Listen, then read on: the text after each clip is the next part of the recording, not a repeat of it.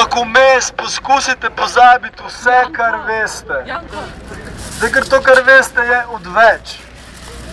V vašem življenju tega, kar veste, ne boste potrebovali.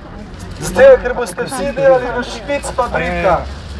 V švic fabrikah za rente. Janše, Turka, Rončeviča in ostalih iz Dupleka.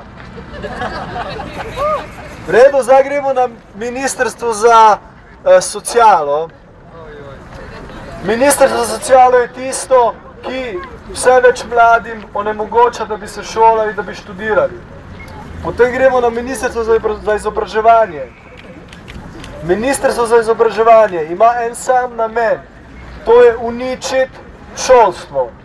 Ministrstvo za izobraževanje zapira gimnazije, skratka manjša število vpisnih mest, in Ministrstvo za izobraževanje hoče zapreti oziroma zmanjšati obseg fakultet.